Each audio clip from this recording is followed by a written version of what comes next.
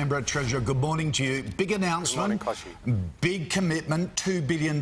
Prime Minister says, look, it could reach $5.6 billion, as big as the Brisbane floods and Cyclone Yasi. So are you kissing goodbye to the surplus?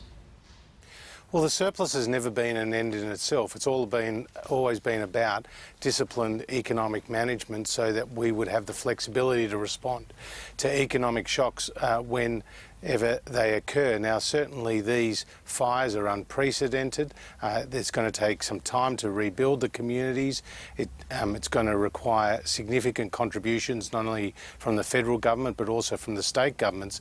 And this is an initial and additional $2 billion over and above some of the existing payments and allowances that the Commonwealth already makes to those communities in need. OK, so Treasurer, how is this fund going to work? I've heard that this money will start to flow immediately. How will it get out to the people who most need it?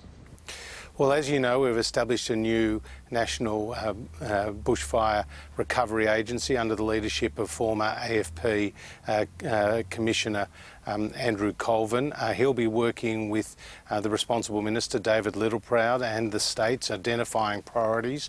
Then that money will be approved and it will go to local councils, small businesses for mental health support projects, community infrastructure, both social and economic, as well as environmental protection, particularly for much of the wildlife that has been so badly damaged and hurt in these bushfires.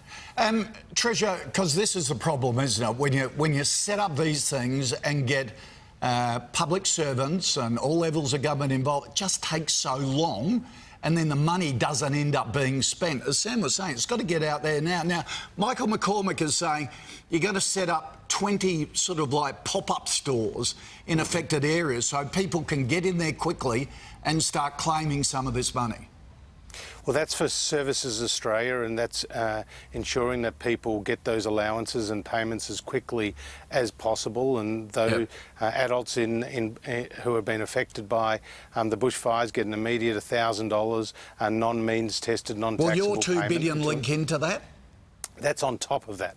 No, that they can start getting information about how to get a part of your $2 billion assistance. Well, Andrew Colvin is providing all that information through the Bushfire Recovery Agency, and we'll be working with the states. I've already had discussions with my Treasury counterparts to work through some of the details, but we'll be having more announcements in coming days. Our focus, Koch, is to get the money out as quickly as possible to those in need. Treasurer, you're sitting down with insurance companies this morning. Call me cynical, but sometimes they can be a bit tricky. What are you going to say to them, and how is the insurance money for those people who were insured in this crisis going to add to your $2 billion?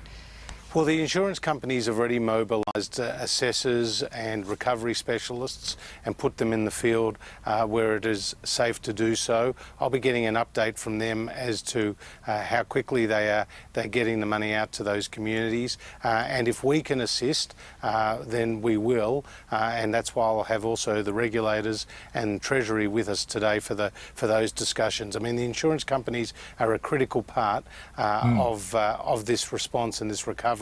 And they've already had claims submitted worth some $400 million worth of losses. Yeah.